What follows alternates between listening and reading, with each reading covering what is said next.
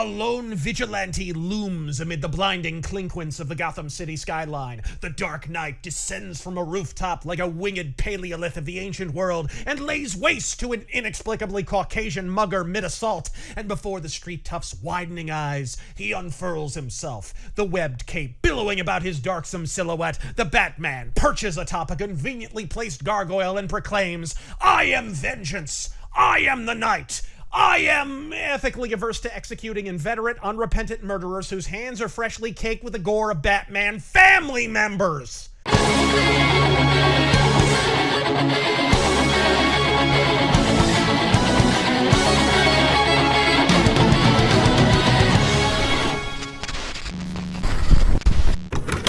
Ladies, boys, ladyboys, the Batman no-kill rule is retarded.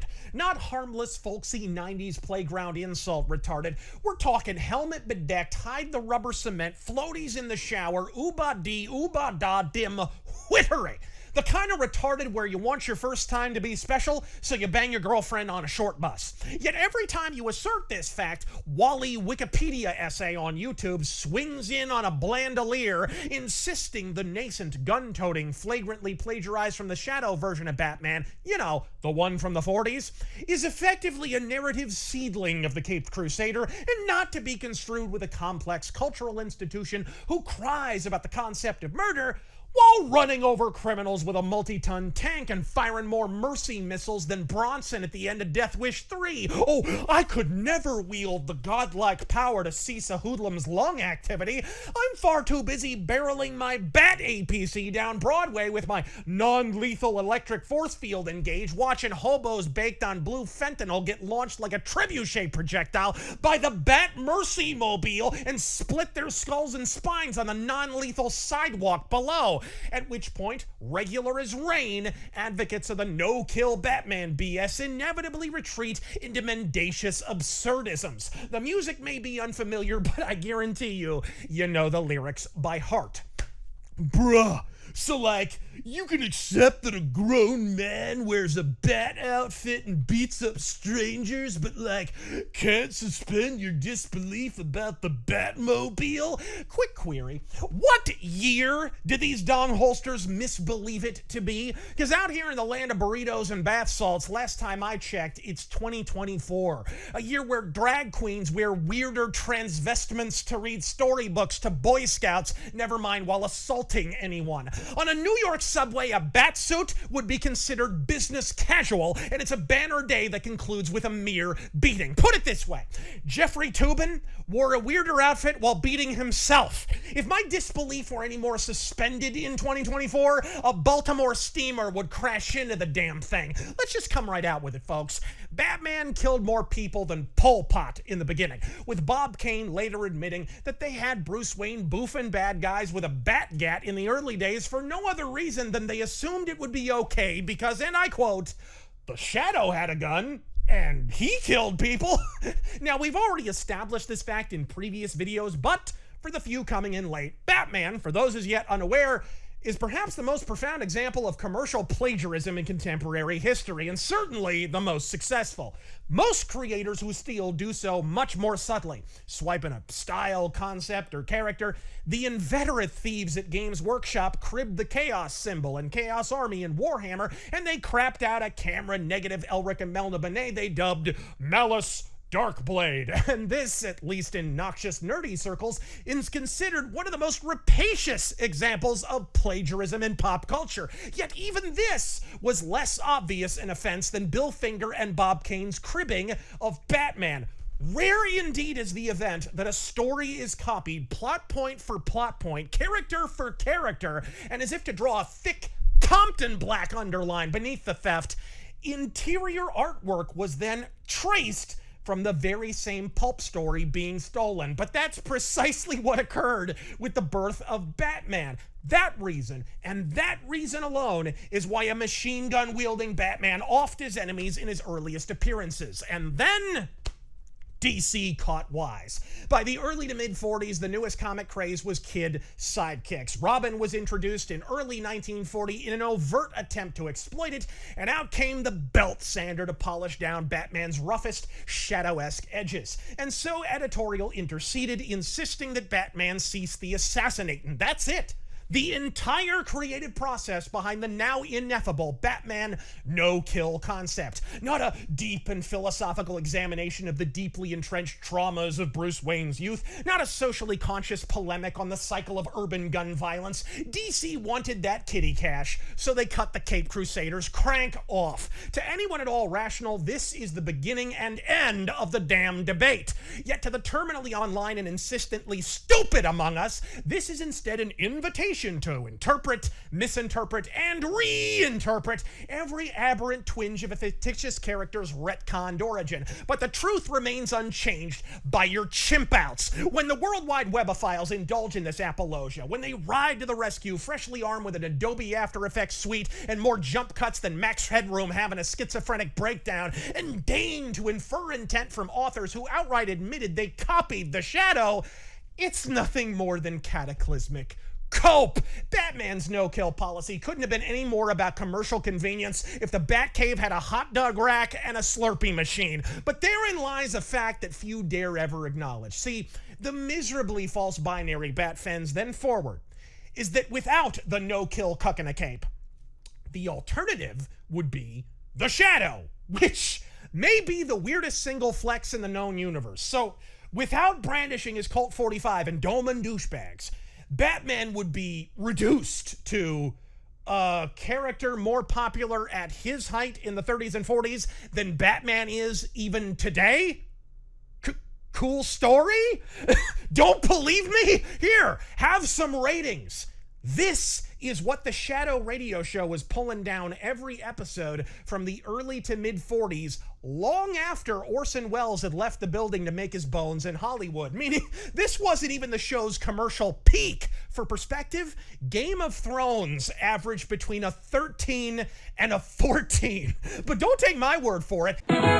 Ask your grandpappy about the Shadow. If he was alive in the 40s or 50s, dollars to donuts, he can still recite the opening from memory. Granted, most millennials think the Shadow's an edgy cartoon hedgehog these days, and the cause is such, they pronounce with a confidence that can only come from absolute ignorance of the subject, is that the Shadow, totin' a brace of 1911s, mercilessly massacred all of his villains, while Batman's rogues gallery remains evergreen, upright, and above ground to his everlasting benefit. But my calculus textbook has fewer problems than this argument. First and foremost, I must have missed the meeting where it was decided Batman's villains hadn't died at least 11 times apiece. For crying out loud, Catwoman died 8 times in one movie alone. Second, the Shadow didn't die off because the concept got tired or he ran out of shitbirds to shoot.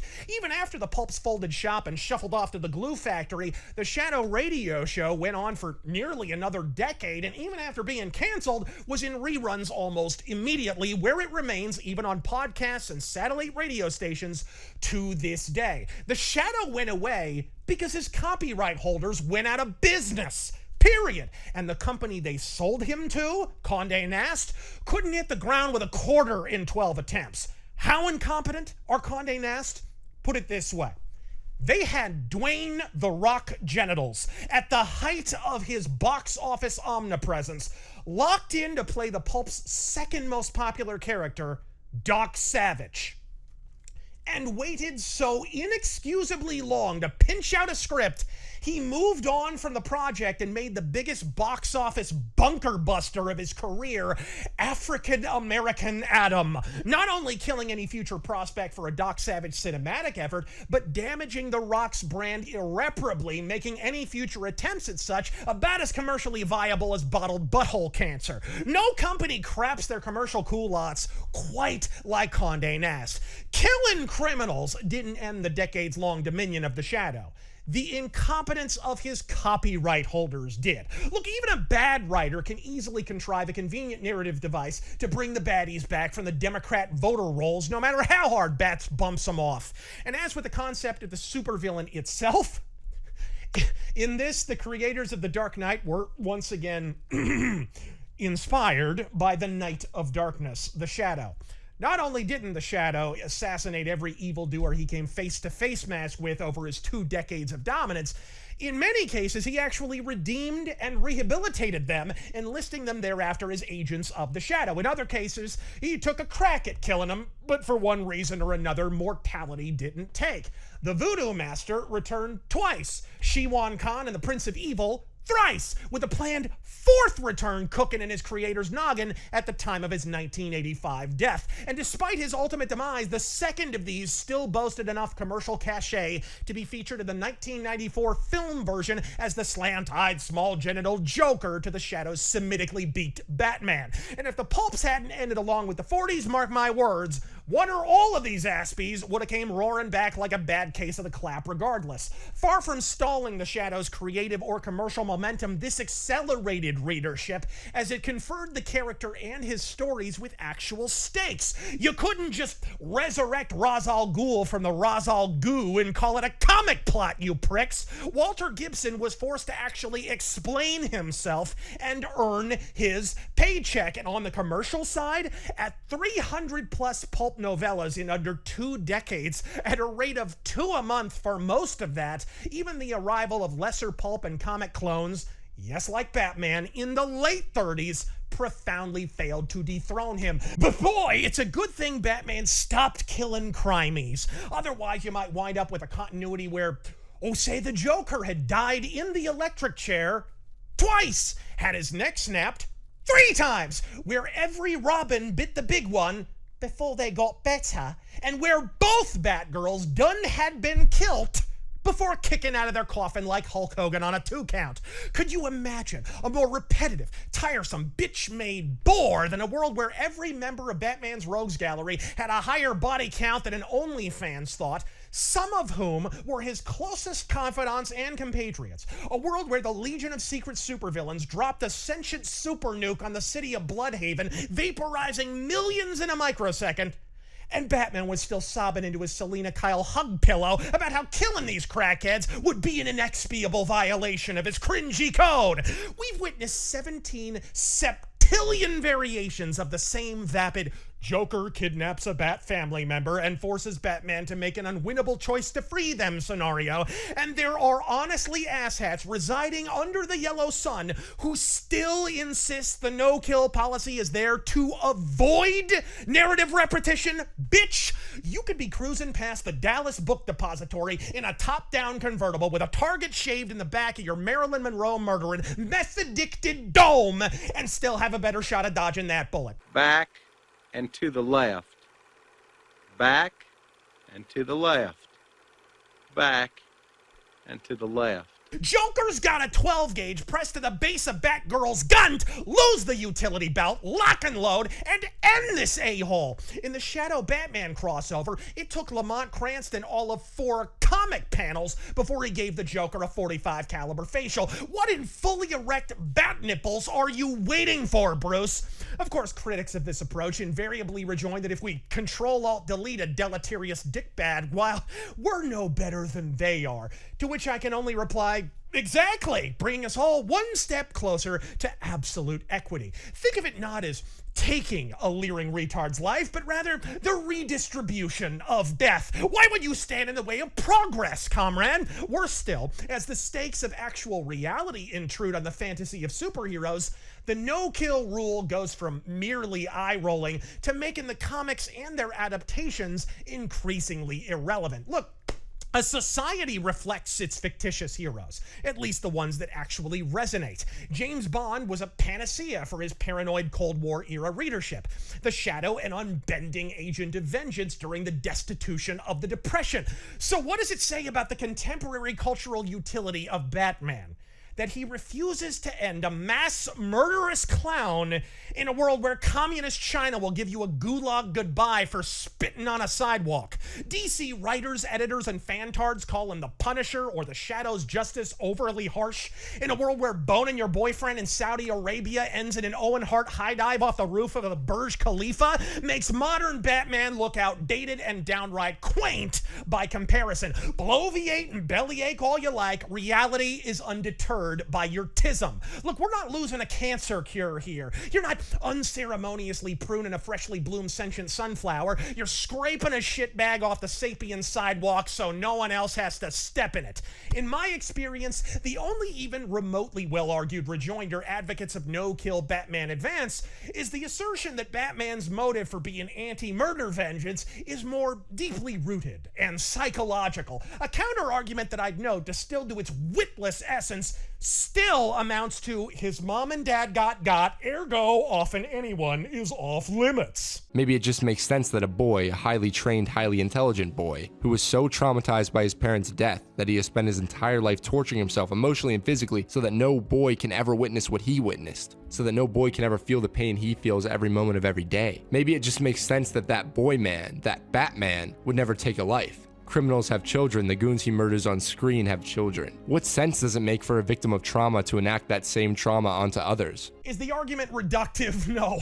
The value of the dollar is reductive. This is a stupidity souffle. I could eat Alphabet cereal and 9 hours later literally shit a better argument. Look, you can piss and preachify about the entrenched trauma of witnessing any murder, let alone seeing the Wayne's brains being ventilated, but if, before the gun could clear leather, the Punisher or Shadow had sashayed in a frame and gone no chill on Joe Chill, I bet 9 blocks of Bolivian nose candy and adolescent Bruce Wayne would be just traumatized enough to do a celebratory cartwheel through his brain matter. No kill Batman is bad. Even when it works, it only ever does so in spite of itself, often due to the thankless exertions of writers entirely too talented to be authoring apologia for such a laughably inane concept. Could I kill the Joker? Could I look at my Lord and Creator in the eye, flip the switch, and end his overplayed existence for the mere act of being an unrepentant multi-murderer? No. No, I confess I couldn't. But for the crime of being every cringe lord's crap Halloween costume since 2008, for being more obnoxiously overused than the phrase "my dude," and worst of all, for providing Jared Leto with 2 gainful paychecks, I'd end him with nipple clamps, a car battery, and a bucket of water. Not only should you kill the clown, you should put it on pay-per-view and sell front row splash seats replete with complimentary gore ponchos for $500 a pop. I can see it now.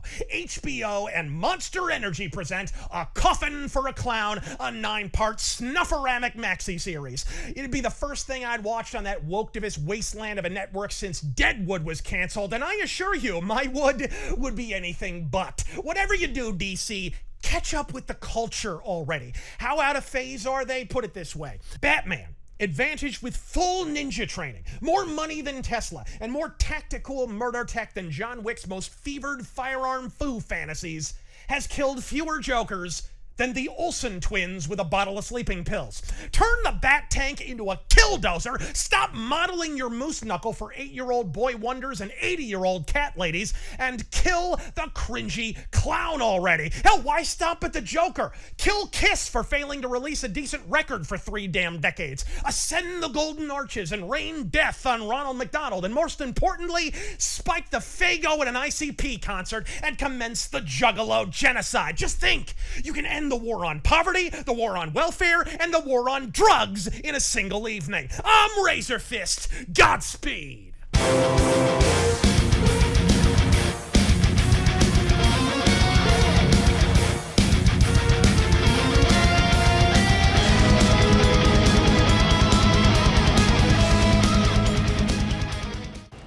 should have left us alone, old friend.